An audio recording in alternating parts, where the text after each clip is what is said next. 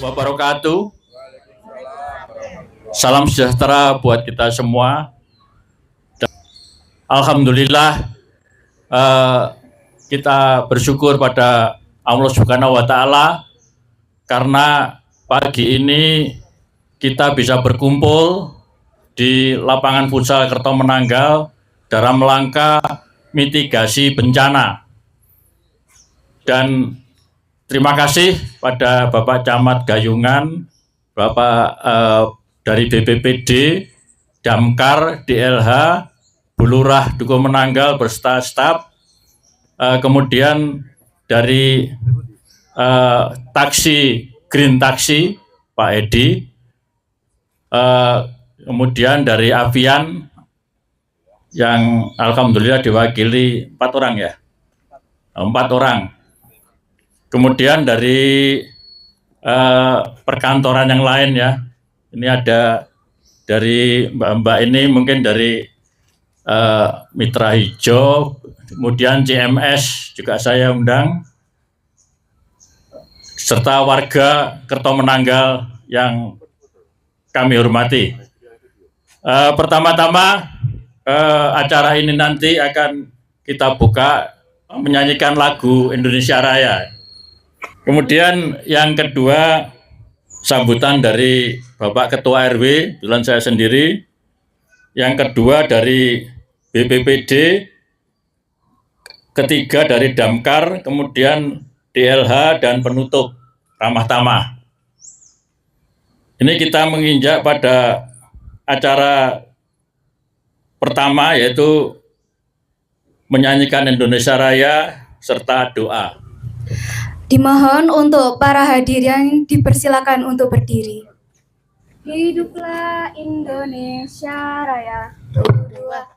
Indonesia, tanah airku, tanah tumpah darahku. Di sanalah berdiri, cari pandu ibuku. Indonesia kebangsaanku, bangsa dan tanah airku. Marilah kita seru Indonesia batu. Hiduplah tanahku, hiduplah negeriku, bangsaku, rakyatku semuanya. Bangunlah jiwanya, bangunlah badannya untuk Indonesia Raya. Indonesia Raya, merdeka, merdeka, tanahku, negeriku yang ku cinta. Indonesia Raya, merdeka, merdeka, hiduplah Indonesia Raya. Indonesia Raya, merdeka, merdeka, tanahku, negeriku yang ku cinta. Indonesia Raya, merdeka, merdeka, hiduplah Indonesia Raya. Hadirin dimohon untuk duduk kembali. Penginjak acara selanjutnya yaitu doa yang akan dipimpin oleh Pak Goni dari RT 01. Bismillahirrahmanirrahim. Monggo kita awali dengan doa. Semoga acara ini kedepannya lancar. Bismillahirrahmanirrahim. A'udzubillahi minasyaitonirrajim. Bismillahirrahmanirrahim. Allahumma sholli ala sayyidina Muhammad wa ala ali sayyidina Muhammad walhamdulillahi rabbil alamin.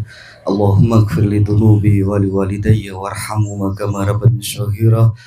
Allahumma iftah lana abwabal khair wa abwabal barakah wa abwabal ni'mah wa abwabal rizki.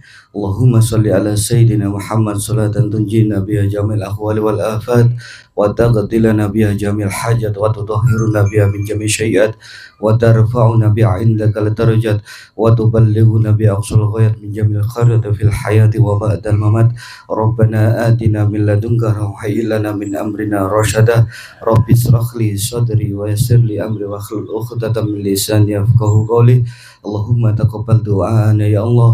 ربنا آتنا في الدنيا حسنة وفي الآخرة حسنة وقنا عذاب النار. وصلى الله على سيدنا محمد والحمد لله رب العالمين. Terima kasih atas doanya. Mohon Pak Camat untuk memberikan sambutan agar pelaksanaan mitigasi bencana ini bisa berjalan dengan lancar dan diridhoi Allah Subhanahu wa taala. Bismillahirrahmanirrahim. Assalamualaikum warahmatullahi wabarakatuh. Yang saya hormati Bu Lurah, Duku Menanggal. Kok berdiri Bu, enggak duduk. Pak RW selaku Sohibul Hajat pada pagi hari ini, Bapak Ibu dari Green SM, kemudian dari Avian, dan seluruh yang hadir pada kesempatan pagi ini yang tidak bisa saya sebutkan satu-satu. Alhamdulillah pagi ini kita masih diparingi kesehatan, kekuatan, panjang umur, dan cuaca yang kondusif sehingga acara sosialisasi mitigasi bencana pagi hari ini bisa berjalan dengan baik. Alhamdulillah rangkaian kegiatan sosialisasi setelah kemarin sosialisasi Kampung Pancasila hari ini bisa dilanjutkan, diteruskan oleh kegiatan mitigasi bencana. Karena apa? Karena mitigasi ini merupakan kegiatan atau pengetahuan yang sangat penting bagi kita semua. Karena seperti kita ketahui bahwa saat ini pertama kita sudah memasuki masa pancaroba, di mana seluruh di Jawa Timur sudah masuk musim penghujan. Tadi saya ngobrol dengan bapak-bapak yang ada di sini bahwa di seluruh wilayah itu hampir semuanya tiap hari sudah hujan. Kecuali memang kalau menurut BMKG itu hanya wilayah Gerbang Kertosusila yang saat ini masih hujannya malu-malu. Jadi mau turun nggak jadi, mau turun hanya rintik-rintik, jadi belum beres. Tapi ya insya Allah hujannya kalau kita bisa minta ya, jangan hujan deras dulu, karena banyak pekerjaan saluran di wilayah Kota Surabaya khususnya Kecamatan Gayungan ini masih belum selesai. Jadi kemarin beberapa kali hujan yang deras meskipun tidak terlalu lama, saya cukup ketir-ketir. Jadi begitu hujan deras turun, saya pasti keluar kantor, saya ngeceki saluran-saluran yang belum nyambung, belum selesai itu, alhamdulillah kondisinya masih aman. Kemudian termasuk mungkin angin kencang, itu juga perlu kita tahu ilmunya bagaimana menghindari, bagaimana cara mengatasi misalkan ada angin kencang, kemudian gempa bumi. Karena gempa bumi merupakan salah satu bencana yang tidak bisa kita prediksi, karena tahu-tahu ada seperti beberapa saat kemarin, meskipun mungkin pusatnya agak jauh dari wilayah Kota Surabaya, tapi dampaknya cukup terasa. Jadi pada waktu itu mungkin banyak yang tidak sadar malahan, tapi banyak juga yang cukup sensitif sehingga rasanya kayak vertigo. Ya, tahu-tahu loh kok ngeliang ini. Ternyata ada gempa di wilayah Sumeneb kalau nggak salah waktu itu. Jadi monggo nanti kita ikuti dengan seksama penjelasan dari teman-teman tim sosialisasi mitigasi dari BPBD, Damkar, dan DLH kalau nggak salah timnya ini. Karena juru selamat ini ya, yang universal ya. Juru selamat dari bencana yang sebenarnya adalah kita sendiri, karena pengetahuan untuk mitigasi ini bukan pengetahuan kolektif, tapi harus menjadi pengetahuan individu. Karena tidak mungkin misalkan ngapunten ada kebakaran, kita nunggu, aku ngenteni Pak RW ben nyelamatno aku, kan nggak mungkin. Tapi kita harus bisa tahu cara menyelamatkan diri sendiri dulu, baru kita bisa menyelamatkan keluarga kita, orang-orang sekitar kita. teman-teman kita. Jadi Yun tolong mungkin karena ini mungkin tidak bisa semua warga yang hadir, nggih Pak RW. Jadi monggo bagi yang hadir pada kesempatan pagi ini bisa ditularkan ilmunya pada tetangganya, saudaranya, teman-temannya, khususnya teman-teman yang ada di perusahaan yang ada di wilayah RW 9 ini, supaya bisa kemampuan mitigasi bencana ini bisa merata di seluruh wilayah RW 9 ini pada khususnya. Demikian kurang lebihnya, mohon maaf. Assalamualaikum warahmatullahi wabarakatuh. Terima kasih Bapak Camat Gayungan yang sudah memberikan sambutan serta arahan, dan tentunya mitigasi ini nanti secara tidak langsung bermanfaat ya. Ini saya lihat dari warga Kertomenanggal ini justru ibu-ibunya yang antusias ini. Jadi mungkin sering di dapur, jadi nanti semoga bila ada bencana awal dari kebakaran mungkin bisa ngatasi. Dan tentunya kita semua tidak ingin ya ada bencana. Jadi nanti ini hanya mitigasi bila terjadi bencana, terutama yang sering terjadi itu gempa bumi dan kebakaran. Nanti ada mitigasi teori maupun praktek, terutama dari Damkar untuk mengatasi kebakaran. Dan untuk sambutan selanjutnya dari Bapak Ketua RW dan saya sendiri ya.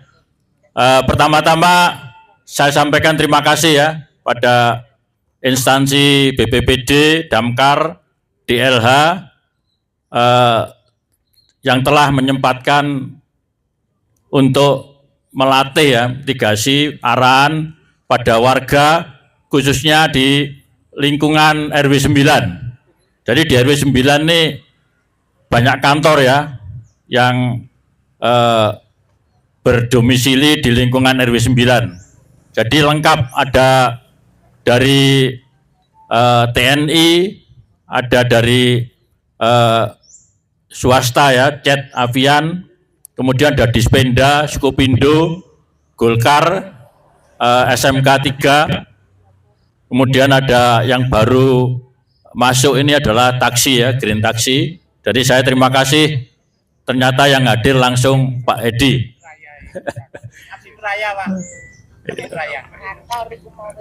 Dan selanjutnya terima kasih pada Bapak Camat Gayungan, Bu Lurah Duku Menanggal beserta staf KSH serta warga RW 9 yang hadir pada pagi hari ini.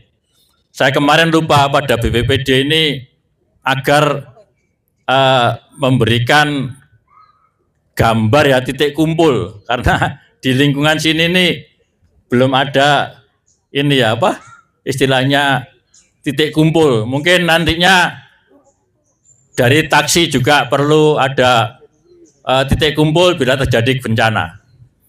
Dan saya bersyukur sekali ya pagi hari ini yang hadir banyak ya, jadi komplit dari instansi maupun warga lingkungan RW 9. Sekali lagi saya selaku tuan rumah ya, mohon maaf apabila pada acara pagi hari ini ada sambutan atau hidangan yang kurang berkenan. Jadi ini saya terima kasih ya, banyak warga yang menyumbang ini, ada kue ya, ada ini tempe mendoan, kemudian nanti ada khas Kertomenanggal yaitu nasi kebersamaan.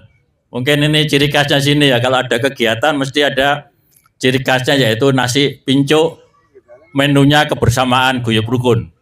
Sekian, terima kasih. Wassalamualaikum warahmatullahi wabarakatuh.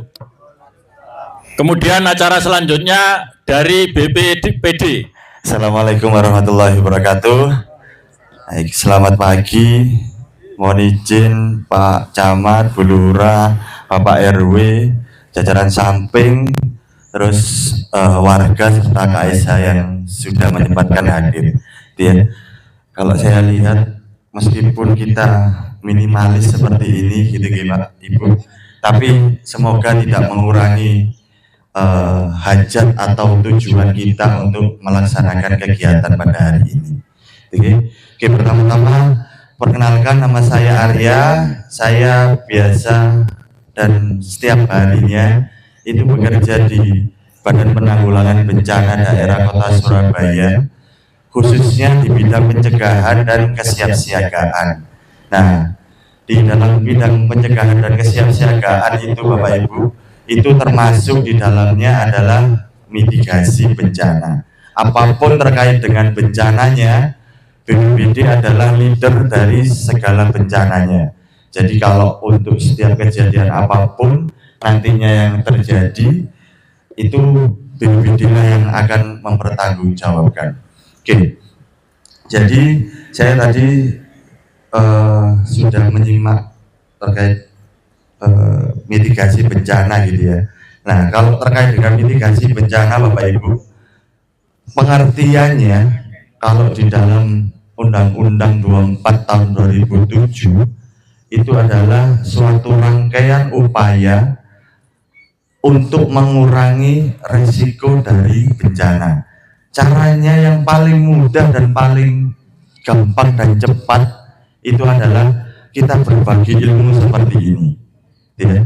Jadi kalau kita sudah berbagi ilmu, kita tukar ilmu, itu akan semakin cepat kita bisa menyelamatkan warga atau seluruh orang yang ada di Kelurahan Duku Menanggal, gitu ya. Oke, yang berikutnya, ternyata di Surabaya ini tidak baik-baik saja Bapak Ibu, gitu ya. Tadi sempat disinggung oleh Pak Camat, ada gempa, gitu ya. Nah, gempa di sini Bapak Ibu yang perlu jenengan ketahui, memang yang kemarin itu gempa yang dari Bawean serta dari Pamekasan atau Sampang, gitu ya. Itu runtutan gempa yang terasa di kota Surabaya itu memang tidak terlalu signifikan. Tetapi yang perlu jenengan ketahui, ternyata di Surabaya ini terdapat 2 sesar yang memang masih aktif, gitu ya. Letaknya kurang lebihnya, gitu ya, dan sangat dekat dari sini, itu ada di Bundaran Waru Bapak Ibu. Dia posisinya di Bundaran Waru, dia naik ke atas ke sepanjang terus dia ke Krian, ya. Itu patahan yang pertama atau sesar yang pertama. Terus ada lagi sesar yang kedua, namanya sesar Surabaya. Nah, sesar Surabaya ini posisinya kurang lebihnya, kalau jenengan pernah lewat di jalan Banyurip, gitu ya, ada perbedaan level jalan antara Banyurip bawah dan atas, gitu ya. Posisinya itu ada di tengah-tengah jalan Banyurip itu, yang ada tamannya itu ya. Nah, itu naik ke atas terus sampai ke Pasar Simo. Dari Pasar Simo dia berbelok ke naik ke arah Maijen Sungkono serta HR Muhammad. Makanya kenapa di jalan HR Muhammad dan Maijen Sungkono tidak pernah kita temui jalan itu bisa mulus, benar gak? Nah, di situ ternyata ada patahan. Dan alhamdulillahnya dari rangkaian gempa yang terjadi kemarin itu tidak mengaktifkan sesar yang dipunyai oleh kota Surabaya. Kalau memang itu sudah mengaktifkan kembali sesar yang ada di Surabaya yang 2 itu tadi, saya jamin semuanya rata sama tanah. Oke? Nah, kami bukan menakuti atau hal yang negatif apa, tapi kami ingin memberikan informasi yang memang itu hasil penelitian. Oke, caranya adalah supaya kita bisa selamat yang paling mudah ketika terjadi bencana gempa bumi, itu adalah jangan pernah panik. Gak iso mas, sampai ngomong ojo panik. Kami sendiri pun Bapak Ibu yang tim rescue, kami tidak memungkiri hal itu. Tetapi sepersekian detik kami tahu kalau itu memang gempa, yang harus dilakukan adalah berlindung. Apapun kondisinya, kita harus berlindung. Kalau jenengan ada di rumah misalnya, di rumah jenengan pasti ada meja, gitu kan? Ada kursi, ada tas, gitu ya. Kalau memang tidak ada barang-barang yang saya sebutkan tadi, jenengan bisa pakai tangannya jenengan ini, gitu ya. Caranya itu mudah, cukup tangannya jenengan ditaruh seperti ini. Kenapa seperti ini? Bukan seperti ini, karena sifat dari gempa itu ada menimbulkan reruntuhan. Akhirnya ada debu yang jatuh.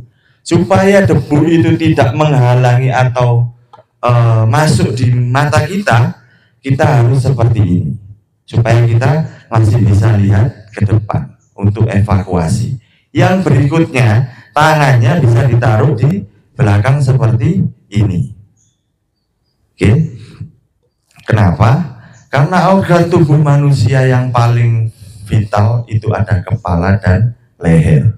Kalau terjadi bencana gempa bumi, tangan kita boleh patah, Bapak Ibu. Karena apa? Di alat kesehatan itu jual.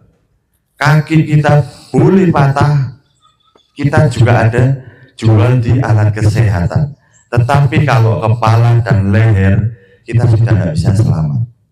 Tujuan kita di sini adalah kita bisa selamat terlebih dahulu. Terlepas dari apapun organ tubuh atau body part kita yang tidak sempurna lagi, itu sudah lain lagi. Yang penting kita bisa selamat dulu. Oke. Terus itu terkait dengan gempa bumi. Berikutnya adalah tadi disinggung sama Pak RW terkait dengan titik kumpul gitu ya di RW 9. Oke Pak, jadi untuk tahun ini kami sudah pengadaan 150 rambu dan itu sudah kita bagi di masing-masing RW yang memang dia ada lomba proklim ya Bu Lura ya. Nah itu kalau di Kelurahan Duku Menanggal itu ada di RW 4 gitu ya. Nah jadi kita berdoa saja, kita sudah anggarkan di tahun depan supaya RW 9 bisa mendapatkan rambu jalur evakuasi serta titik kumpul. Itu Pak RW. Oke, titik kumpul yang paling ideal kalau saya rasa di RW 9 gitu ya. Masih banyak lahan-lahan kosong gitu ya. Tetapi alangkah baiknya memang lapangan futsal ini bisa dijadikan titik kumpul gitu ya. Karena juga berdekatan dengan tempat ibadah. Oke.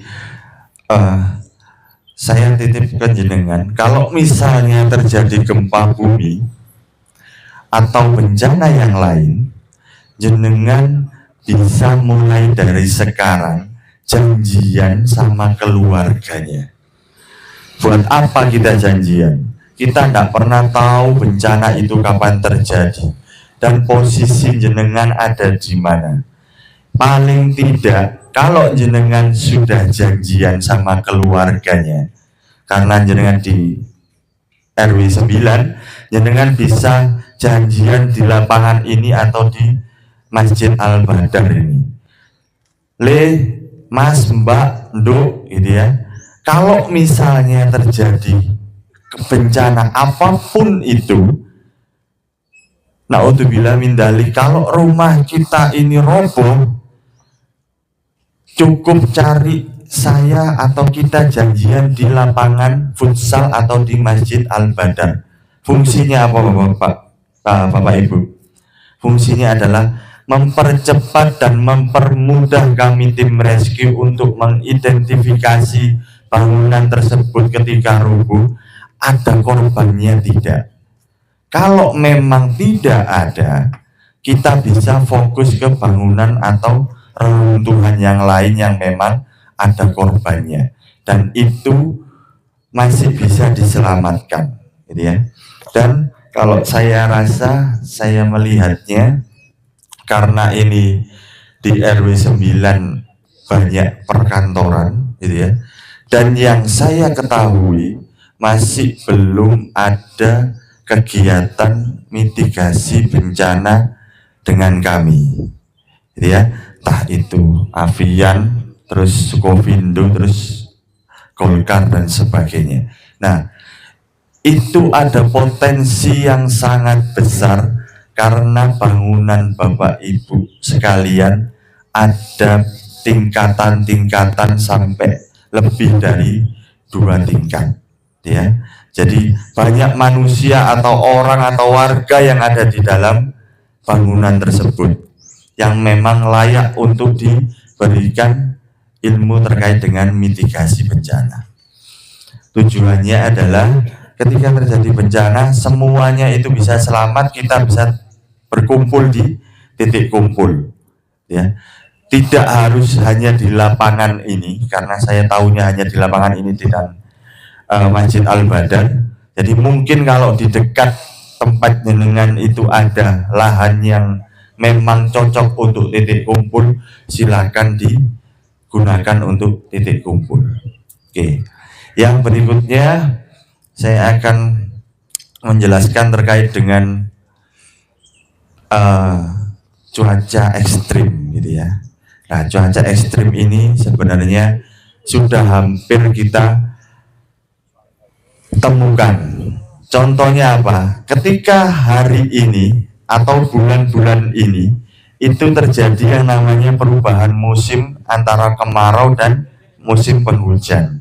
Nah, kalau musim kemarau dan musim penghujan biasanya akan terjadi yang namanya hujan es.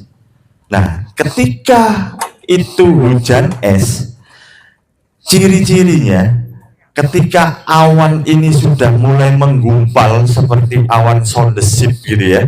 Nah, itu cukup kita waspadai, kita tidak perlu mendekat atau berada di bawahnya karena akan terjadi potensi hujan es di bawah awan tersebut, ya.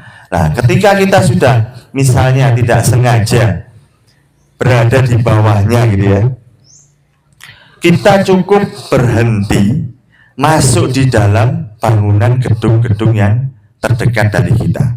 Hanya itu saja yang bisa dilakukan ketika hujan ekstrim. Oke. Sama halnya ketika jenengan tahu angin puting beliung, atau kalau di sini itu di Surabaya hampir tidak ada angin puting beliung. Kita sebutnya kalau sama teman-teman BMKG itu hanya angin kencang saja.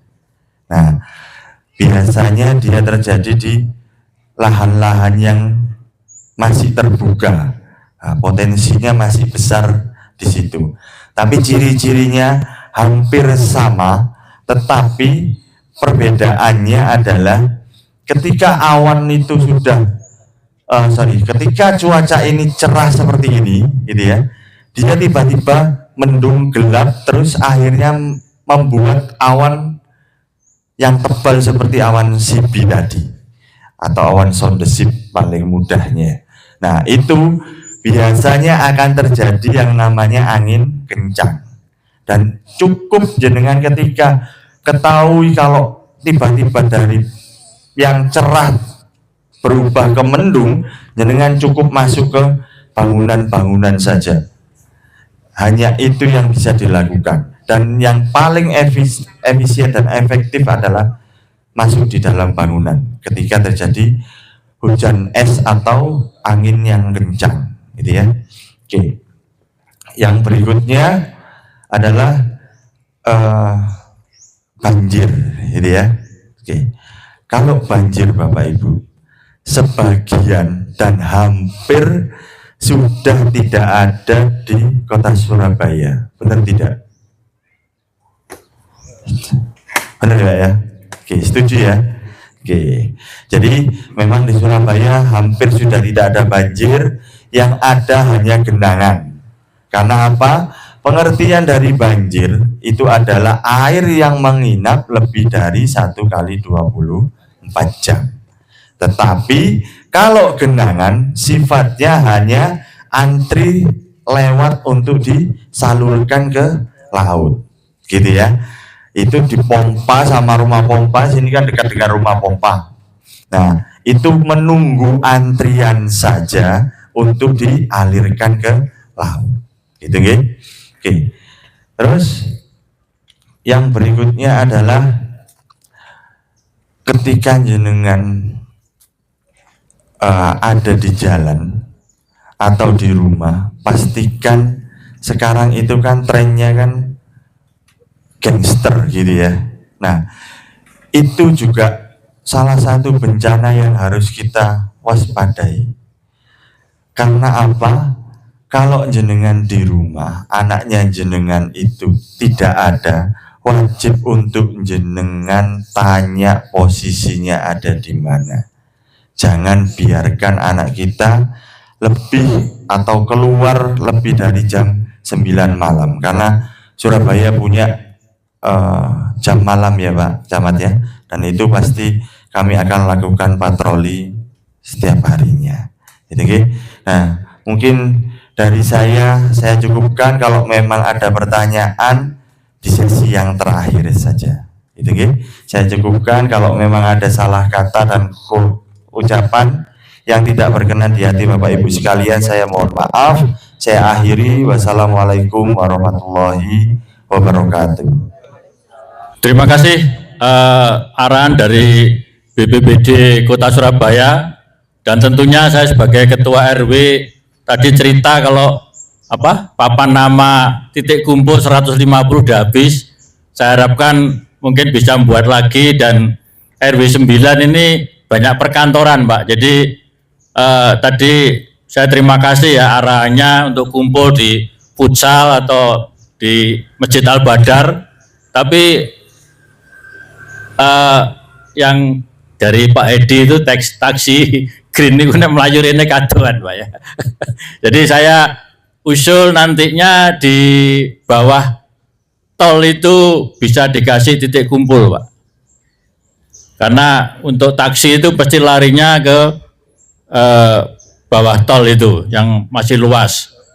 Kemudian untuk Korem ini kebetulan ada RT-nya Korem ini mungkin juga perlu titik kumpul. Terus kemudian ini kebetulan juga ada RT-nya Denintel, ini juga perlu titik kumpul nih. Masalahnya mosok melayanan Koramil.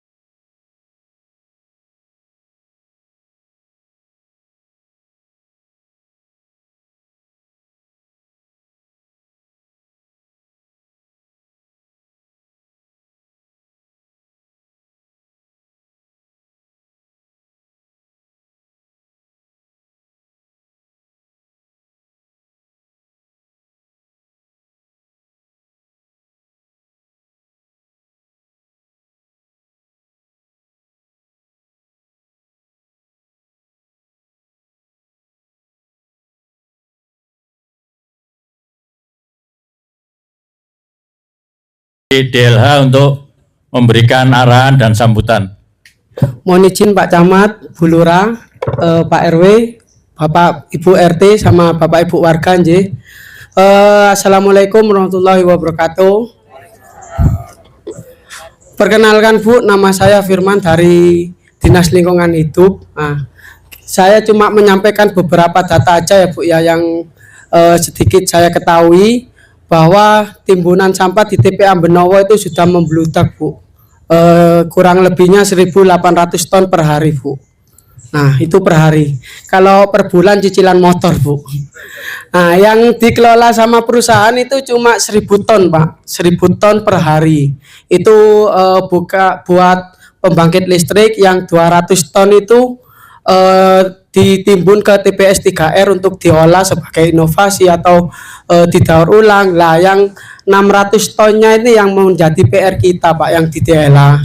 Nah harapannya Bapak RW, di sini apa sudah ada bank sampahnya? Ya. Bank sampah Sudah. sudah berjalan, ya Bu. Tapi penimbangannya ada catatan kan Bu? Ada di sini ada. Ada. Tapi berupa tanah kosong soalnya. Belum Ya. resmi. Maksudnya nggak resmi ini. Nggak ada lahan. Oh ya, yang penting tercatat nggak Bu? Oh belum tercatat. Ya diusahain nanti secepatnya dicatat Bu bahwa iya kita supaya kita punya datanya bahwa RW 9 sudah memilah sampah berapa kilo sekian perharinya. Jadi yang kita butuhkan catatan Bu. Ya. Harapannya kita semua itu memiliki satu RW minimal memiliki bank sampah Pak, satu minimal. Nah untuk pengolahan sampah basahnya ini harus ditekankan Bu, di tempat sini banyak lahan-lahan kosong, mungkin bisa melalui komposter, terus banyak daun-daun kering Pak di sini. Nah ini yang bisa dikomposkan Bu. Jadi metode kompos itu juga banyak, bisa pakai tong komposter, bisa pakai takakura. Nah ini lahannya juga banyak Pak. Nah selama ini pembuangan sampah-sampah daun-daun itu gimana Pak? Dibakar? Disapu, dipinggirkan Mas. Nanti kena angin nyebar lagi Pak. Nah kalaupun dibakar juga nggak baik juga Pak, dampak dari lingkungan ya ditimbun. Nah di sini kan banyak lahan-lahan, paling tidak bisa dibuatkan jublangan Pak, dibuat kompos. Paling sudah. Oh ya, harapannya kan kita bisa mengolah sampah Bu. Sampah basah juga mempunyai nilai ekonomi kok Bu kalau kita mau ngelola dengan benar. Nah, dengan cara apa? Kita pengomposan terus tiap hari, bisa di packing pakai plastik, nanti kita jual. Biasanya jualnya itu per plastik 5.000 atau 6.000 Bu. Nah jadi bukan cuma kita bisa mengolah sampah, tapi kita juga punya nilai ekonomi juga Bapak Ibu. Nah biasanya kalau cara marketingnya ya kita cukup online aja biasanya Pak, bisa penjualan ke marketplace atau ke Tokopedia. Jadi bukan cuma sampah keringnya aja yang menghasilkan nilai ekonomi, tapi sampah basahnya. Nah ini sedikit menghimbau, kan di Surabaya itu sudah ada aturan Perwali nomor 16 tahun 2022 Bu tentang pengurangan sampah plastik. Diharapkan Bapak atau Ibu ketika belanja di pasar tidak menggunakan kantong kresek ya Bu. Kita bawa kresek dari rumah yang kita bisa pakai ulang. Karena kita sudah menerapkan di toko-toko modern Bu, seperti Indomaret atau Alfamart gitu. Lah, paling tidak kita punya partisipasi dikit tentang pengurangan sampah kresek itu. Terus masalah popok itu juga menjadi PR Bu. Diusahakan Bapak atau Ibu yang punya anak atau cucu yang balita diusahakan pakai popok yang pakai ulang. Karena popok itu 80% di Surabaya itu mencemari kali Bu. Jadi itu sampah yang susah diurai, harus membutuhkan beberapa tahun untuk bisa terurai kembali. Nah, harapannya kita sama-sama menjaga lingkungan.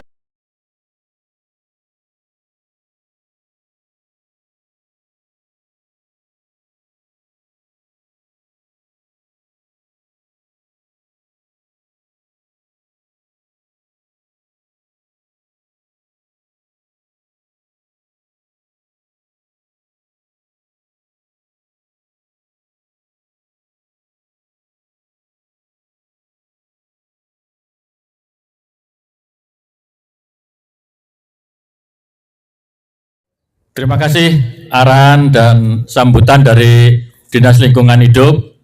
Dan ini acara yang terakhir dari Damkar ya. Nggak tahu ini OTW mau keblasuk gitu Bu. Baik, terima kasih. Mohon izin Pak Camat, Bu Lurah, Bu Kas, para jajaran pendamping. Izin saya BPBD menamakan dari Mas Arya sambil menunggu dari pihak Damkar. Tadi kan disampaikan cuaca ekstrim dari Mas Arya. Nah ini kita bisa memantau hujan ini dengan melalui HP kita. Sekarang kita sudah banyak menggunakan HP smartphone.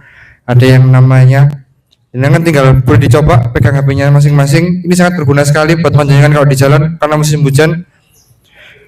Di kota Surabaya ini BMKG sudah memberikan surat himbauan bahwa cuaca ekstrim akan terjadi tanggal 20 hingga 29 Oktober ini melanda di Jawa Timur karena ada dinamika atmosfer. Ini bukan awal dari musim hujan. Sekali lagi, ini bukan awal dari musim hujan, tapi ini ada perubahan dinamika di atmosfer di bumi kita. Kalau Surabaya sendiri, menurut informasi BMKG, menurut prediksi, baru masuk musim hujan itu di minggu kedua dan minggu ketiga bulan November. Baru masuk musim hujannya. Itu jadi hati-hati ketika peran musim hujan dari musim kemarin. Musim hujan itu biasanya hujannya deres, tadi ya bersama Mas Arya hujannya deres, anginnya kenceng. Nah itu harus hati-hati. Ini jangan bisa langsung ke Google. Setelah itu di Google tinggal klik WOFI, Whiskey Oscar Fanta India, WOFI, Whiskey Oscar Fanta India. Nah, langsung muncul atas sendiri WOFI Juanda. Ya, tinggal diklik.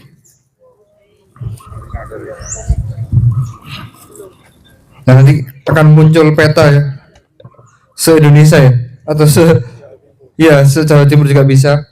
Jawa Timur ini ya. Kalau nanti di wilayah Surabaya atau di sekitaran di Jawa Timur ada yang seperti di laut ini, ada warna hijau biru ini di atas, di utaranya Pulau Jawa. Kalau masih biru muda terus biru gelap, ini menandakan mendung di sekitaran daerah tersebut. Tapi kalau sudah hijau ini sudah mulai hujan gerimis. Kalau sudah nanti ke warna oranye, merah sampai pink, yaitu hujan deras di wilayah sekitaran. Jadi kalau jenengan mau pulang ke rumah, jadi kalau sore hari biasanya sudah mulai mendung, nah dicek misalnya rumah panjenengan ada di wilayah selatan atau wilayah utara, kita berada di sini, kita mau pulang, tinggal dicek, oh ternyata di wilayah saya sudah mulai hujan. Jenengan sudah siap menggunakan mantel jas hujan, atau motornya juga dicek kembali kondisi ban. Mohon izin Pak Babi mengingatkan karena sudah banyak sudah beberapa kali ini teman-teman di Tampangan mendapati kecelakaan setelah hujan terjadi karena banyak musim kemarau lama, banyak debu di jalan, terus turun hujan. Nah itu biasanya sangat licin. Jadi hati-hati panjenengan kalau di jalan ya. Kondisi kendaraan juga dicek, ban, rem. Terus kalau di jalan kalau musim hujan ya jangan banter-banter. Cukup santai-santai saja, kalau bisa berteduh dulu ketika hujannya sangat deras. Mungkin dari sini ada yang mau dipertanyakan dari Bapak Ibu sekalian. Nanti insya Allah moga-moga nih Pak RW, kalau ada anggaran lagi, kebetulan untuk cara evakuasi ini kami dibantu oleh BPBD provinsi. Jadi kalau BPBD kota tidak ada anggaran itu, kami menunggu dari BPBD provinsi Jatim. Kalau kami diberi kuota kembali insya Allah. Kebetulan yang tahun ini kami prioritaskan, awalnya kami di kawasan yang risiko bencana tinggi seperti di wilayah utara dan wilayah timur pesisir, karena di sana potensi banjirop, sudah beberapa kali ada yang pernah tanggul jebol, jadi kita berikan cara evakuasi titik kumpul. Setelah itu kemarin juga ada yang mengikuti lomba program, juga kami bantu untuk cara evakuasi. Semoga nanti di tahun 2026 ada anggaran kembali insya Allah, karena saya lihat di sini lokasinya juga cukup bagus, ada lapangan bisa digunakan sebagai titik kumpul, ada tempat ibadah dan banyak lahan luas. Jadi kalau mau mendirikan tenda 6x12 itu kita sudah bisa tenda ketika terjadi bencana, jadi sudah memenuhi standarnya. Dan juga tapi yang cukup khawatir juga banyak pohon-pohon tinggi ini juga jadi faktor ya. Tapi kalau pohon ini saya rasa masih kuat karena pasti ditumbuhnya dari masih kecil. Tapi kalau yang Nuwun Sewu Mas dari daerah Mas Firman, kalau yang di Tabebuya dan teman-temannya itu ditumbuh dirawat ditanamnya itu sudah besar. Jadi kenapa banyak tumbang? Karena memang akarnya tidak kuat, tidak apa ya, ketika mereka ditanam ketika masih kecil pasti akarnya akan lebih kuat, tapi ketika sudah besar sekitar 2 meter lebih baru kita tanam, pasti ada faktor seperti itu. Kita mendapatkan masukan ini juga dari Pusat Studi Mitigasi Bencana dari ITS, beliau mengatakan seperti itu. Jadi ya, banyak faktor juga yang bisa menjadi risiko ketika terjadi cuaca ekstrim atau hujan deras. Mungkin itu dulu yang saya sampaikan. Ada tambahan Bapak, monggo. Barangkali mungkin bisa dijelaskan tentang kemungkinan terjadinya megatrust. Oke. Kondisinya sangat Iya. menggema Iya. sehingga menakutkan kita semua. Iya, betul. Terima kasih dari Bapak siapa? Pak Hari. Kasih Pak Hari. Betul. Oh enggak. Sudah betul, megatrust itu nuwun sewu. Sekali lagi tadi disampaikan Mas Arya, bukan menakutkan kita, cuma mengingatkan kita bahwa kita harus mengenali wilayah kita terhadap potensi yang ada di sekitar kita. Megatrust itu kenapa kok sering kali diunggah ya di sosmed, karena ada beberapa titik di wilayah megatrust itu yang belum mengeluarkan energinya. Kalau di titik-titik lain itu sudah mulai mengeluarkan energi kecil-kecil, gempa-gempa kecil, itu sangat bagus ternyata mulai pakar, karena supaya tidak tiba-tiba langsung mengeluarkan energi besar, contohnya seperti di tahun 2004 tsunami di Aceh, itu juga dari pergerakan dari megatrust. Jadi diperkirakan kekuatannya megatrust itu sekitar 6 hingga 8 magnitudo. Di situ memang ada pertemuan lempeng besar, Pak. Ada pertemuan lempeng Indo-Australia dan Euro-Asia. Pertemuannya lempeng besar. Indonesia itu diapit 3 lempeng besar, lempeng Indo-Australia, lempeng Euro-Asia, dan lempeng Asia-Pasifik. Kalau yang di wilayah Papua itu, kalau di Nabire itu tambah tiap hari katanya gempa, karena lempeng Asia-Pasifik di sana, sama kayak di Jepang. Itu pergerakan lempeng Indo-Australia dan Eurasia itu pertemunya di wilayah mulai dari barat Indonesia sampai selatan Indonesia. Selatan Indonesia bertepatan di selatan pulau kita, di Pulau Jawa. Posisinya lempeng Indo-Australia itu posisinya itu menusuk ke dalam, sedangkan Eurasia ini di atasnya. Jadi mereka ini saling mendorong. Yang Indo-Australia itu masuk ke dalam, yang Eurasia itu ke atas. Yang ditakutkan adalah ketika mereka sudah sekian lama bertemu hingga sampai titik jenuh. Nah, titik jenuh itu tiba-tiba dia akan terlepas. Terlepasnya ini yang bisa menyebabkan gempa bumi hingga tsunami. Seperti itu. Jadi tidak perlu khawatir. Kita cukup tahu, oh ternyata ada potensi, kita harus siap kalau ada ciri-cirinya. Kalau tsunami itu, Bapak, Ibu sekalian, ada gempa dengan lama 20 detik dan kekuatannya di atas 7 magnitudo. Ketika kita berada di wilayah pesisir, di wilayah misal di wilayah selatan, di pantai selatan Pulau Jawa, kita punya waktu sekitar 20 menit untuk evakuasi ke bukit yang tinggi setinggi 20 meter. Dan alhamdulillahnya di pesisir Pulau Jawa, di Jawa Timur, terutama di Jawa Timur, BPBD Provinsi Jawa Timur sudah memberikan papan himbauan di setiap pantai-pantai yang biasa dikunjungi oleh warga atau pantai-pantai yang dekat dengan rumah-rumah penduduk. Ada himbauannya, ada papan himbauannya, dan juga ada jalur evakuasi dan titik kumpul. Jadi ketika kita pasti kita sering ya Pak ya, Bu ya, berwisata ke Malang Selatan atau ke Tulungagung, JLS, insya Allah di sana sudah ada jalur evakuasi dan titik kumpul. Kalau ada gempa seperti itu, terus tiba-tiba air laut surut, nah ini langsung menjadikan segera evakuasi sesuai jalur evakuasi, jangan tambah menuju ke laut. Nah itu yang terjadi dulu ketika 2004, dulu kita masih belum pernah mendapatkan edukasi. Banyak warga masyarakat di wilayah tsunami itu mereka malah ke laut dan tidak tahu kenapa kok tiba-tiba ada air laut surut. Dan yang banyak selamat itu ternyata di daerah negara Thailand. Thailand juga terdampak. Pada saat itu ada cerita, ada anak kecil wisatawan dari Perancis. Mereka ada anak itu mungkin sudah mendapatkan edukasi ya dari sekolahnya atau dari pemerintah Perancis.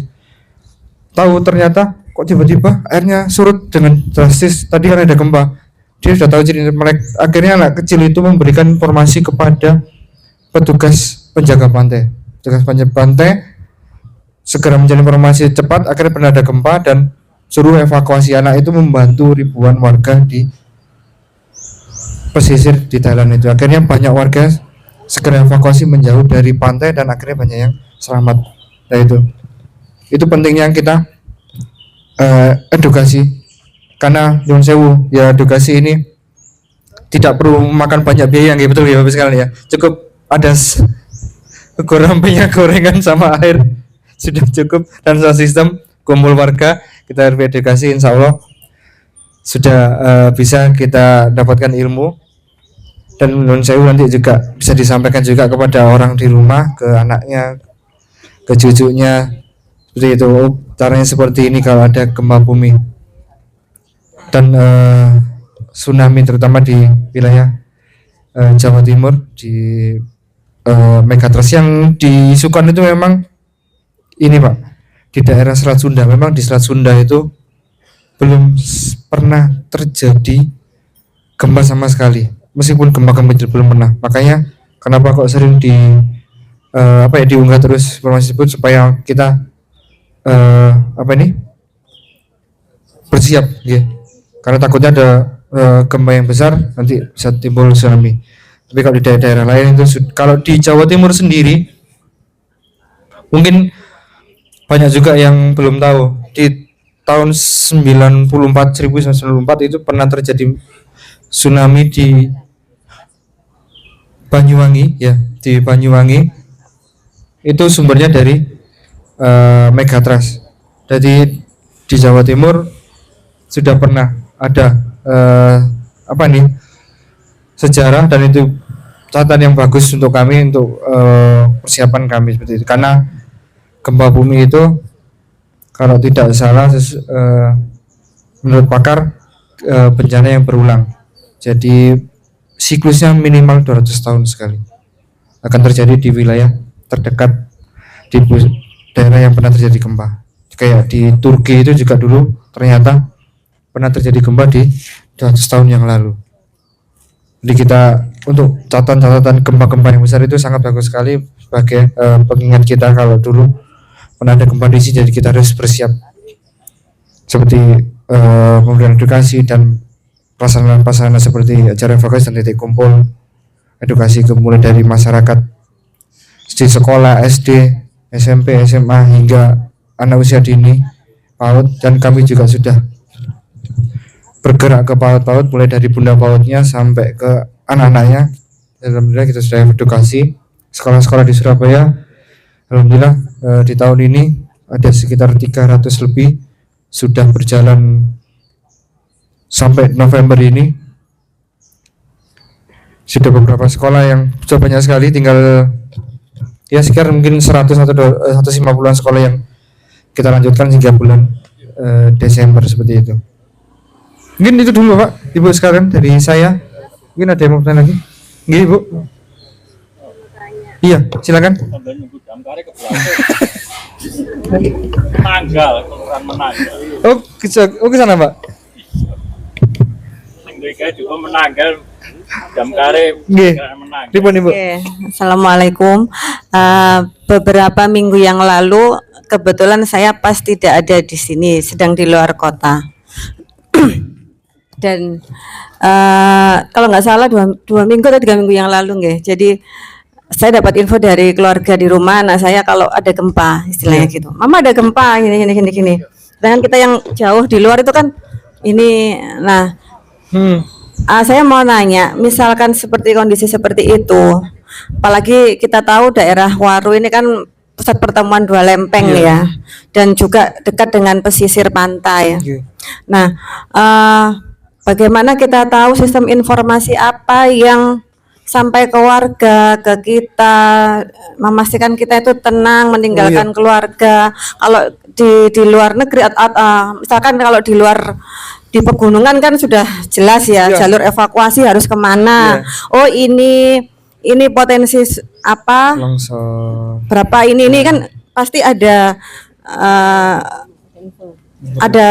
penjaga yang ini skala pemantau magnitudonya itu kan sudah jelas ada petugas. Tapi kalau di perkotaan seperti ini itu sistem informasi kita, keluarga kita, bagaimana ini aman, ini enggak, bagaimana kita memastikan anak-anak ayo segera evakuasi kan kita enggak tahu. Nah, sistem untuk di kota ini apa yang sudah disediakan atau mungkin belum mau diprogramkan. Mungkin itu yang saya tanyakan. Terima kasih. Baik, terima kasih Bu. Ini jadi kalau ada gempa, atau memang gempa ini salah satu bencana yang tidak ada tanda-tandanya, tiba-tiba dia muncul secara tiba-tiba, tidak ada tandanya. Kalau hujan pasti ada tandanya ya, kalau bencana-bencana lain. Kalau longsor pun juga masih ada tandanya, tiba-tiba ada tanah bergerak, kita jangan sampai mendekat seperti itu. Kalau gempa memang tidak ada tanda-tanda. Contoh aja di negara Jepang, negara yang maju, mereka dengan teknologi tinggi juga tidak bisa memberikan informasi. Besok kan gempa, 2 minggu lagi kan tidak bisa. Itu. Tapi mereka bisa memberikan informasi saat itu juga ada gempa. Kalau di Indonesia kami dibantu oleh BMKG, mereka memberikan informasi setelah gempa terjadi. Mereka kan punya SOP 2 menit akan memberikan informasi di mana gempa itu berada pusatnya. Tapi dia karena mengandalkan kecepatan, mereka sudah memberikan ini masih dalam pengkajian. Jadi selama ada gempa itu mereka memberikan informasi dulu sama 2 menit. Gempanya di sini kan kekuatan seperti ini. Tapi mereka terus mengkaji dulu apakah benar-benar di sini atau ada pergeseran lagi posisinya. Kalau secara mandiri kita bisa mendownload aplikasi dari BMKG. Ada yang namanya Info BMKG ini. Info BMKG. Jadi ini kita bisa lihat aplikasi ini kita download aplikasinya. Di sini bawah ada gempa bumi. Nah, nanti kita bisa lihat yang real time. Jika di atas real time nih. Ini akan muncul setiap detiknya di mana gempa akan terjadi. Ini saya gunakan ketika kami menjadi tim evakuator saat gempa Bawean. Kami pun pemerintah juga menggunakan ini. Jadi kita masuk ke dalam gedung dengan APD, selalu saya refresh terus. Ya untungnya masih ada sinyal. Seperti itu. Kalau tidak sinyal juga pasti akan kita kualan. Jadi akan muncul di mana akan jadi gempa. Terus di level keluarga, nah jadi kita bisa janjian Ibu. Nah di rumah itu paling tidak disediakan meja atau kursi untuk tempat berlindung. Kalau meja, kalau bisa jangan meja yang kaca.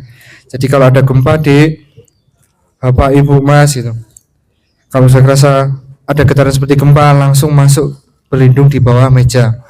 Terus gempanya reda, baru kita keluar rumah. Nah keluar rumahnya ini kita janjian. Kita kumpulnya di mana? Mau di lapangan atau di depan rumah. Jadi jangan sudah tidak khawatir lagi. Kalau saya di rumah, jika seperti itu saya sampaikan keluarga di rumah, di kamar itu saya tidak ada lemari, karena lemari juga berpotensi kalau ada gempa.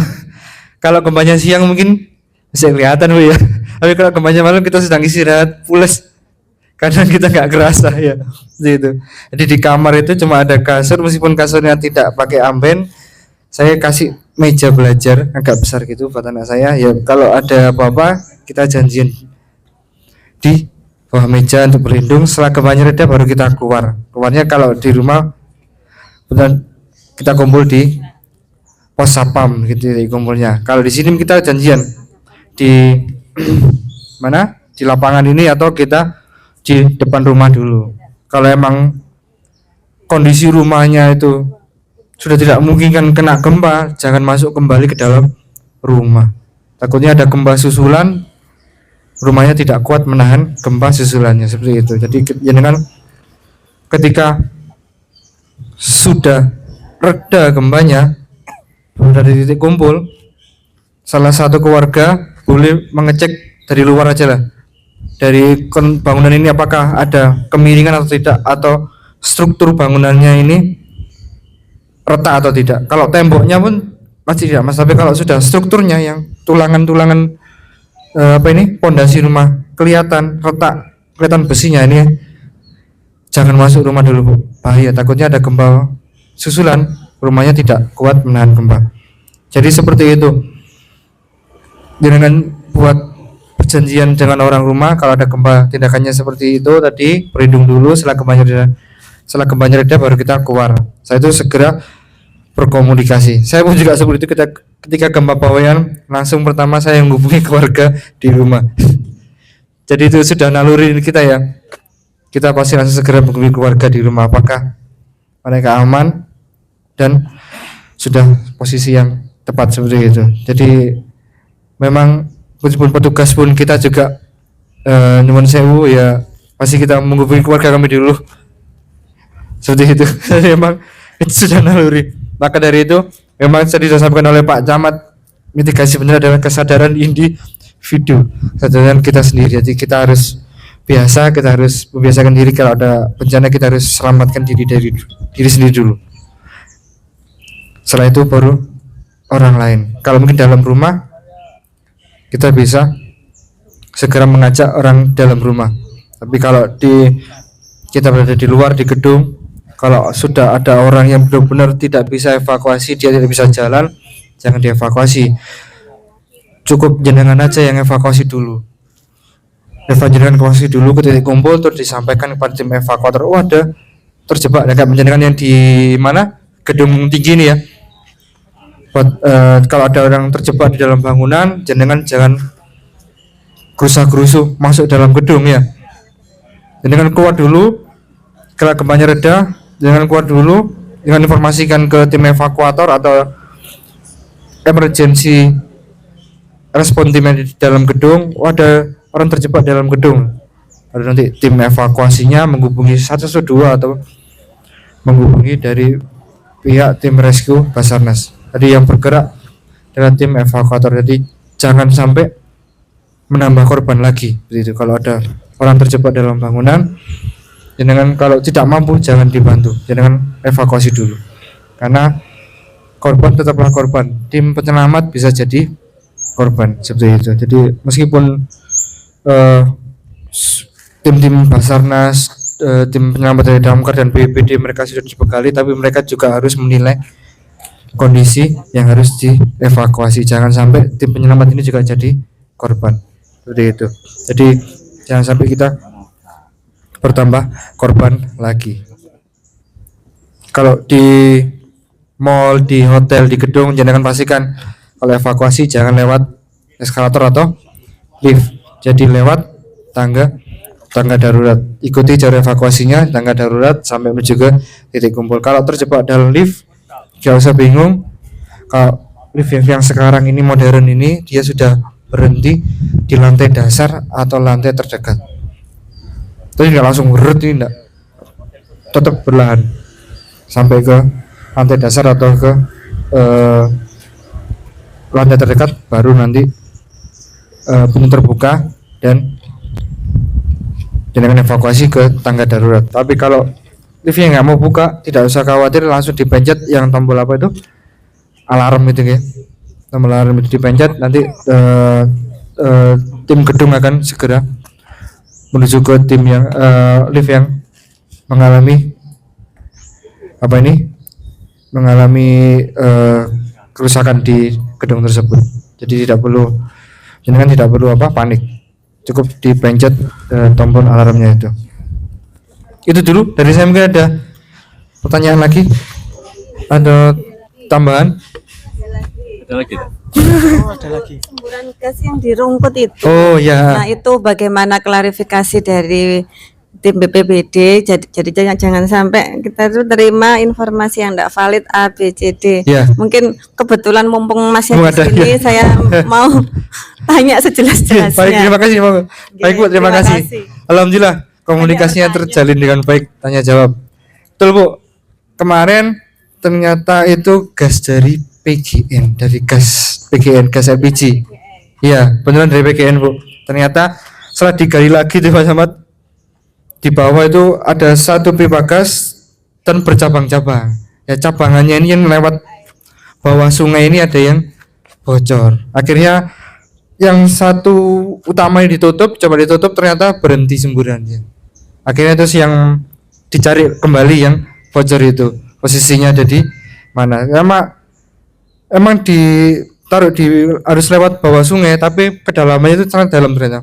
Ditanam dari dari sungai 6 meter ke bawah. Sumbernya itu iya. Yang pipa yang bocor itu Bu di 6 meter di bawah sungai itu. 6 meter di bawah. Jadi yang dasarnya sungai itu ke 6 meternya bawah lagi. Iya, jadi emang di bawah sekali. Ternyata dari utama yang di pinggir jalan itu banyak lagi bercabang.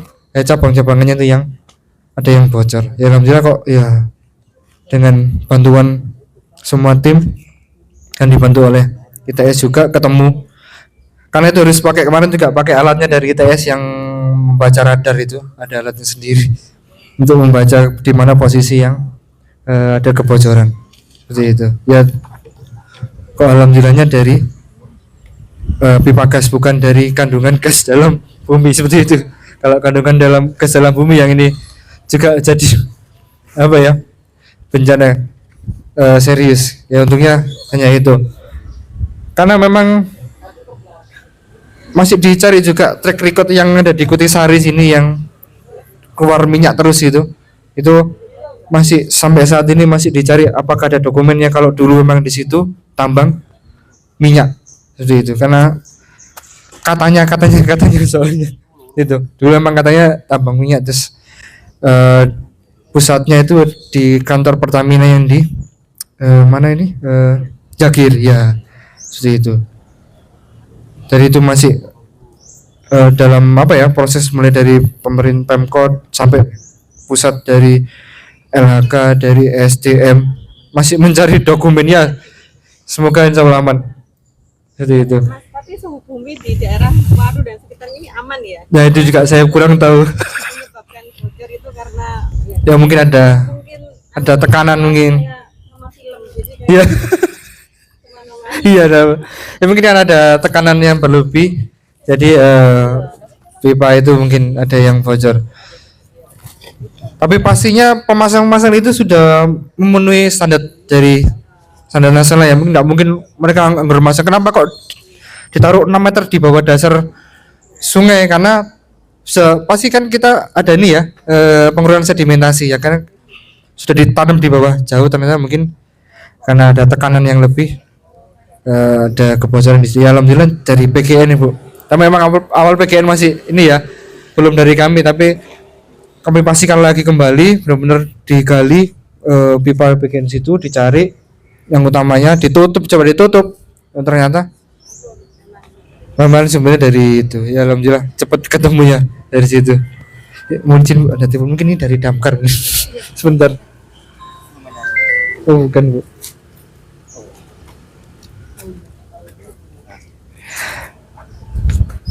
Sebentar.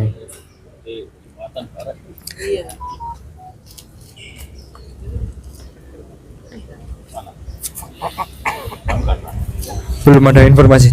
Mungkin ada pertanyaan lagi tentang terkait di kota Surabaya, potensi-potensi. Kalau di Surabaya memang ada cuaca ekstrim, gempa bumi. Kalau di pesisir ada banjirop. Kalau banjirop ini biasanya terjadi di pesisir di tanggalan Jawa, tanggalan 15 atau saat bulan purnama pasti. Nah ini Surabaya ini bisa genangan cukup tinggi. Kalau ingin panjenengan di malam Natal tahun 2024 ya, yang Surabaya hujan deres selama 3 jam lebih. Ternyata sungai Surabaya, kali Surabaya Jagir itu posisinya juga levelnya tinggi karena posisi di hulunya saya daerah Mojokerto, Jombang, Kediri, Blitar, sampai ujungnya Berantas itu di Batu di Malang itu hujan deras, akhirnya levelnya tinggi Sungai Surabaya karena Surabaya ini hilirnya Sungai Berantas.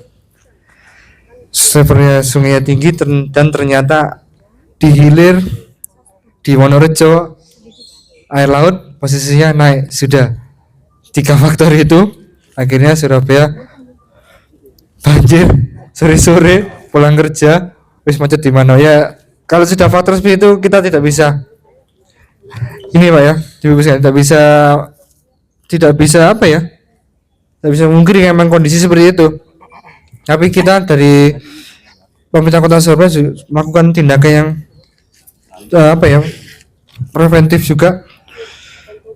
Tindakan dari teman-teman DSC-APM di mana, di rumah pompa itu mesinnya sempat dimatikan karena banyak sampah terjaring di filternya rumah pompa. Karena sampai saat ini manual teman-teman jadi sampah yang terjaring di filter itu di apa ini dijaring gitu, ditarik. Terus akhirnya pompa supaya rumah pompa ini bisa kerja dengan maksimal. Ya itu seperti itu. Mungkin itu dulu Pak Rugi, cukup ya.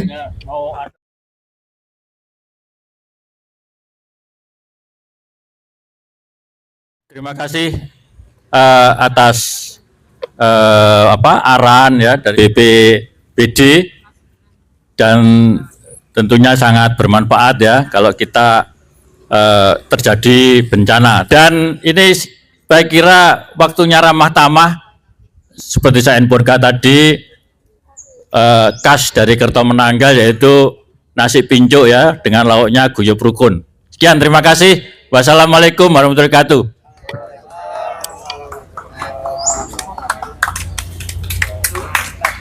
Monggo, Pak Camat, Bu Lurah. Iya.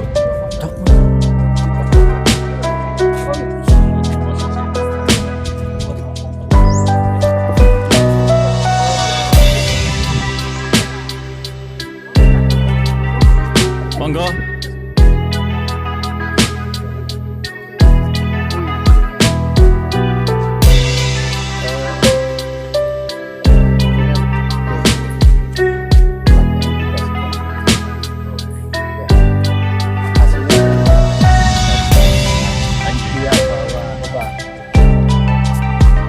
Napa jenengan iki karo nikmati ini ada sedikit pengarahan mungkin monggo apa-apa karo nggih praktek. Nggih. Praktek. Baik, izin Bapak Camat, Pak RT, seluruh warga RW 9, saya mewakili dari Dinas Damkar.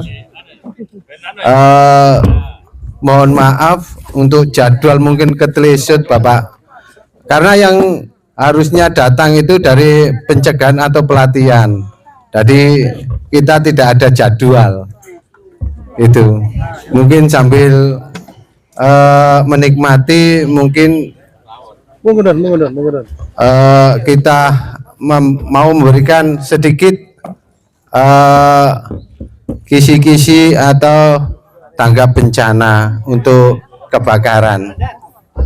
Saya mewakili Dinas Pemadam Kebakaran, mohon maaf yang sebesar-besarnya.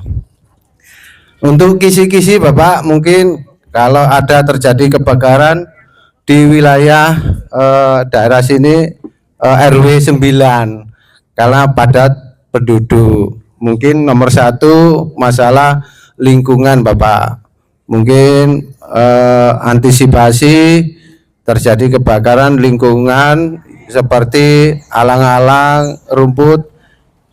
Mungkin dari sini di wilayah sini kok masih ada lahan kosong Bapak nggih, masih ada lahan kosong, mungkin minta tolong di rumah-rumah atau di pinggir yang lahan kosong mungkin bisa dipotong Pak, mungkin bisa dipotongi di samping-samping rumah, biar kalau ada mungkin ada kebakaran atau dibakar rumputnya biar tidak menjalar ke rumah. Itu maksimal 2 sampai 3 meter dari rumah dipotong. Itu untuk mungkin bisa menjaga, kalau tidak boleh untuk bakar-bakar Bapak. Untuk sampah mungkin bisa, kalau masalah sampah bisa koordinasi dengan pihak DLH. Itu mungkin. Untuk yang kedua, untuk masalah kebakaran gedung bertingkat Bapak atau rumah. Untuk yang pertama mungkin untuk kelistrikan Bapak, mengingatkan kembali untuk kelistrikan, monggo dikontrol lagi untuk saklarnya atau petiannya itu, atau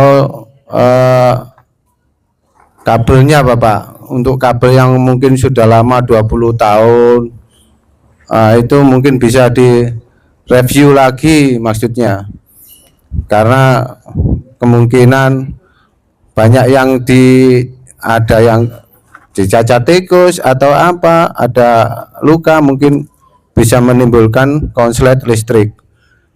Itu mungkin seperti itu. Mungkin kalau ada hal-hal, mungkin kalau ada kebakaran rumah, mungkin yang pertama jangan panik Bapak, mungkin bisa minta tolong, atau kalau sudah asapnya sudah besar, bisa dilakukan kita keluar.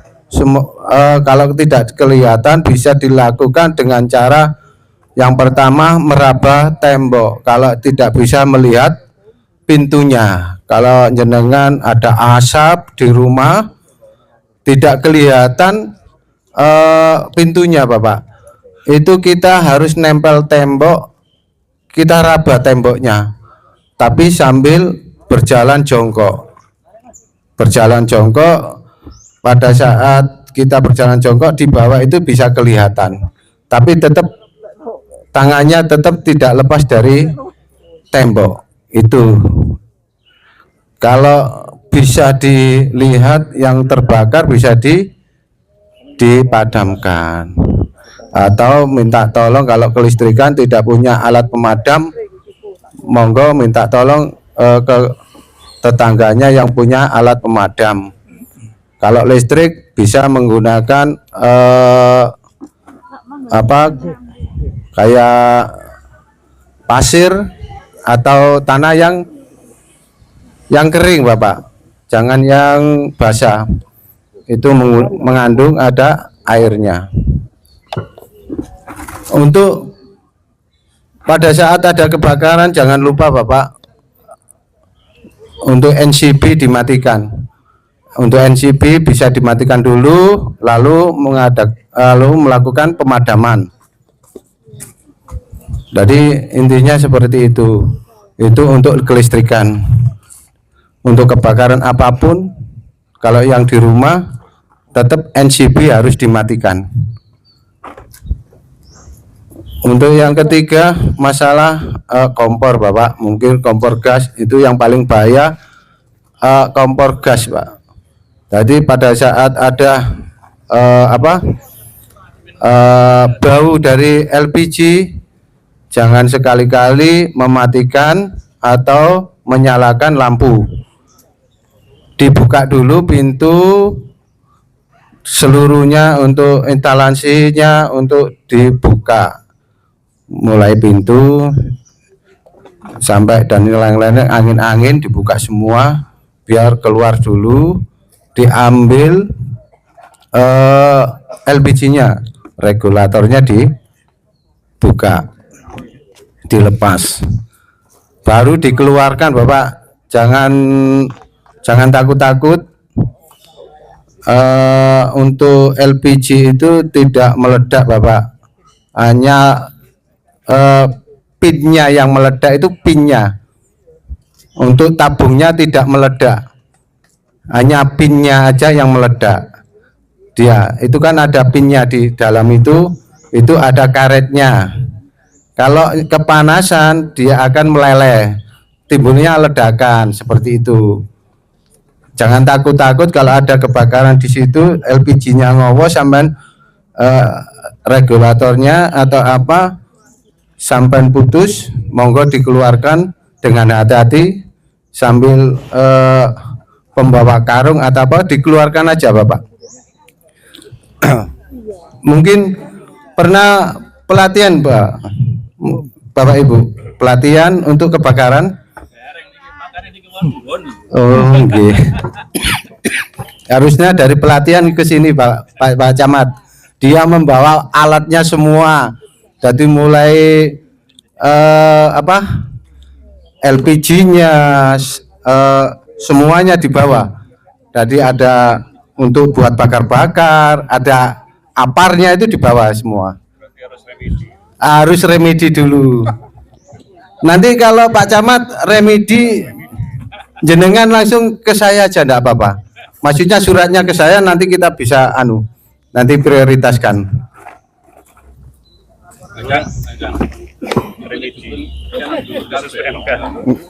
Monggo. Nggih. Saran aja Pak. Barangkali rapat agregasi dengan PLN. Nah, karena begini,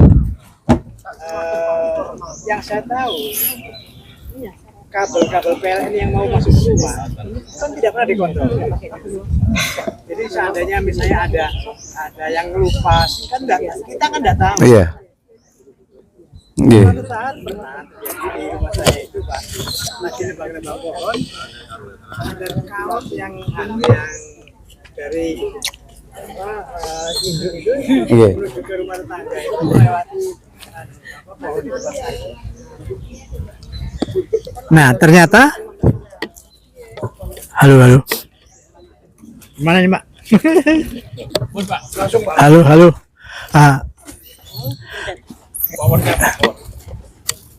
Halo. Saya ulangi ya Pak ya. Mengenai kabel PLN yang mau masuk ke rumah, itu yang sepanjang sepengetahuan saya tidak pernah ada kontrol dari PLN. Apakah kabel itu masih bagus, masih layak atau sudah tidak layak lagi? Pernah kasus di rumah saya itu ada kabel yang dari induknya itu dari tiang itu menuju ke rumah tetangga, itu melewati rumah saya pas di dekat pohon gitu. Nah ketika pohon mau ditebang ternyata ada kabel itu yang mengelupas. Nah saya dikasih tahu tukang yang mau nebang, Pak Hari itu baru saya telepon ke PLN baru. Nah maksud saya apakah tidak ada kontrol rutin dari PLN yang yang melakukan kontrol lah terhadap rumah-rumah, kan itu tanggung jawab PLN. Rumah saya di mana saya juga gitu. Jadi kabel yang mau masuk ke rumah itu mengelupas sudah gitu. Sehingga tukang waktu mau bersihin genteng, wah Pak Hari ada yang gitu, yang ngupas. Nah kalau itu tidak ada kontrol, kemungkinan kebakaran dan sebagainya itu kan sangat besar. Jadi barangkali kalau pas ada rapat koordinasi itu disampaikan perlu ada kontrol dari PLN terhadap kabel-kabel dari PLN yang mau masuk ke rumah gitu. Supaya ya kita menjaga keselamatan kita semua. Terima kasih. Assalamualaikum warahmatullahi wabarakatuh. Baik, Bapak. Untuk PLN setahu saya mungkin bisa diajukan mungkin ke 112 mungkin ya, minta nomornya PLN mungkin, atau Pak Camat bisa untuk pengajuan itu.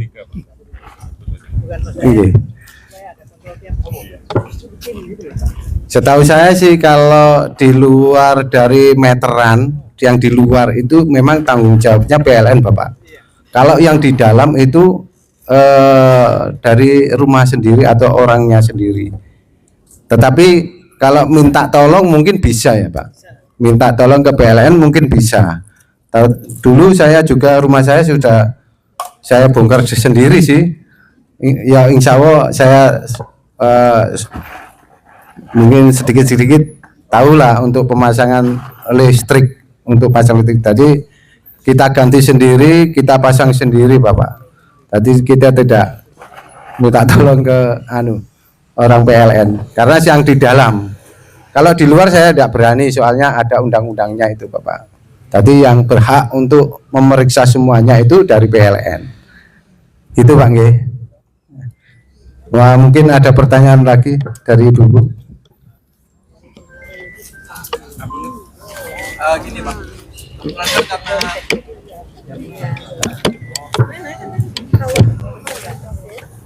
Baik, terima kasih. Kebetulan karena saya jauh dari rumah, di rumah cuma ada anak sama istri. Salah satu faktor yang saya pikirkan adalah keselamatan mereka di rumah. Tadi sempat dibahas juga tentang gas LPG, kemungkinan meledak segala macam. Apakah dari Damkar itu menyarankan setiap rumah itu memiliki setidaknya satu apar yang kecil, itu Pak?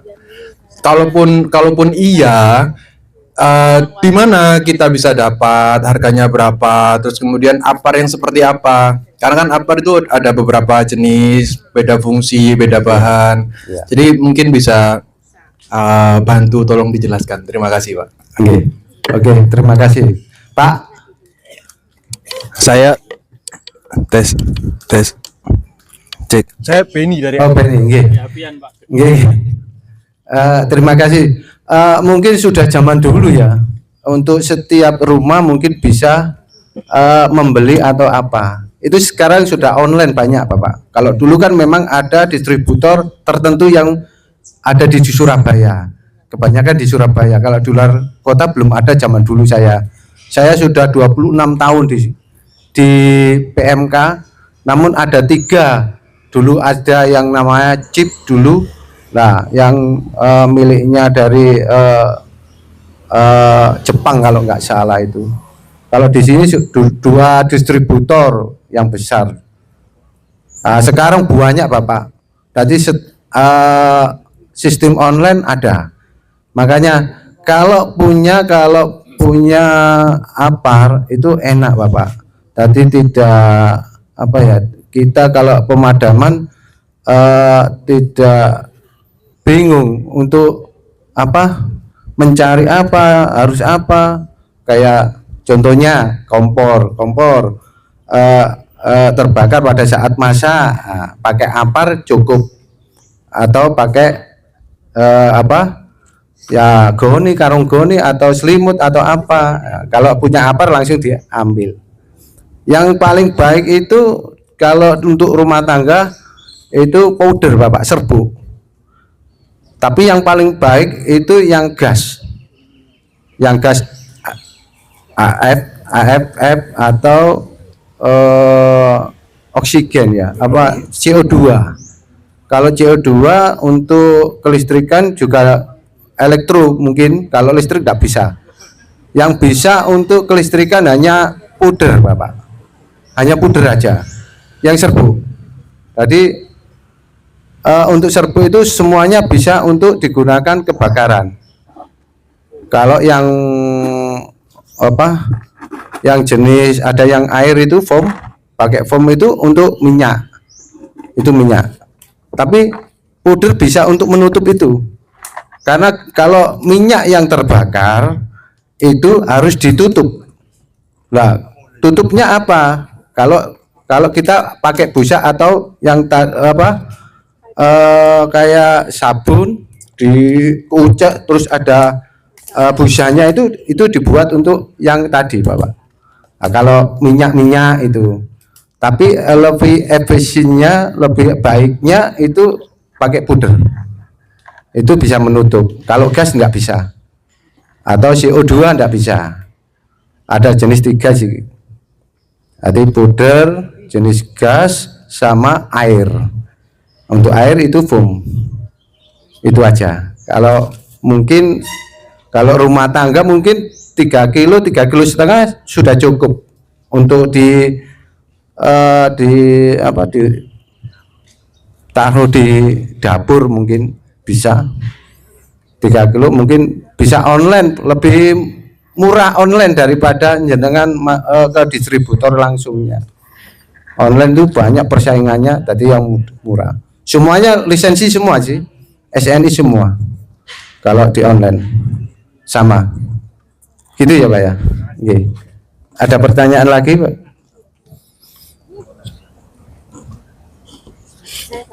Oke, Ibu. Pengalaman Oke. teman saya, gasnya itu sudah habis, Ya. bahkan sudah dimatikan, tapi kok bisa meledak ya Pak? Itu kenapa ya? Kalau saya sih gasnya LPG-nya dalamnya sudah tidak ada, tidak meledak. Itu bukan gini. Pada saat ruangan tertutup, semua tidak ada ventilasi. Pada saat jenengan, saya ngerti kok maksudnya. Jadi peledakan itu bukan peledakan black over. Jadi pada saat gas itu sudah di ruangan penuh, ada gas itu bocor, tidak bisa keluar, tertutup semua, terjadinya flash over pada saat kita mematikan atau menyalakan lampu, itu terjadi percikan. Pada saat itulah flash over, black over akan meledak. Jadi yang meledak bukan LPG-nya, kayak kaca, jendela itu bisa meledak karena di situ sudah banyak gasnya. Iya, betul. Percikan dari makanya pada saat ada gas, iya, pada saat kita bangun tidur ada bau gas. Pada saat jenengan mau mematikan lampu atau menyalakan lampu, jangan sekali-kali. Jadi kita keluarkan dulu, dibuka dulu semuanya Bu. Tadi dibuka ventilasi, pintu, jendela semuanya dibuka semua. Baru pada saat dia sudah keluar semua, baru LPG-nya dikeluarkan. Atau mungkin bisa pakai kipas kalau sudah hilang, baunya hilang. Itu pakai kipas, dikipasi ruangan itu, dikipasi semua. Kalau sudah tidak ada, mungkin bisa dinyalakan lampunya. Biasanya seperti itu. Jadi tidak meledak Ibu untuk LPG-nya, hanya flash over aja. Oke.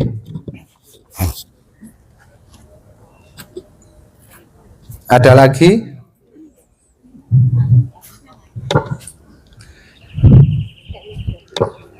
Kalau tidak ada, kita sebelum kita tutup mungkin kisi-kisinya pada saat jenengan keluarga mau berpergian keluar semua, monggo jenengan minta tolong ke tetangganya atau PRW-nya untuk menjaga Ibu. Biasanya yang banyak terjadi kebakaran itu orangnya tidak ada atau rumah kosong Pak Camat. Kemarin sudah beberapa kali rumah kosong, rumah ada yang ditinggalkan kosong beberapa tahun, terjadi kebakaran juga.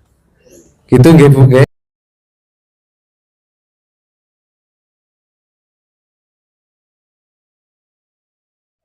Terima kasih dari perwakilan Damkar yang telah memberikan arahan ya, dan semoga sangat bermanfaat sekali buat bila ada bencana kebakaran. Pada kesempatan ini saya selaku tuan rumah menyampaikan banyak-banyak terima kasih ya pada BPBD, kemudian DLH, Damkar, Bapak Camat Gayungan, Lurah Dukuh Menanggal beserta stafnya, kemudian dari perwakilan kantor-kantor di lingkungan RW 9 ya. Ini tadi sudah ada yang izin pamit dari taksi, Green Taksi ya. Kemudian seluruh warga RW 9 Dukuh Menanggal, mulai dari Pak Ketua RT 1, RT 3, dan warga perumahan Kerto Menanggal RT 2. Sekali lagi terima kasih atas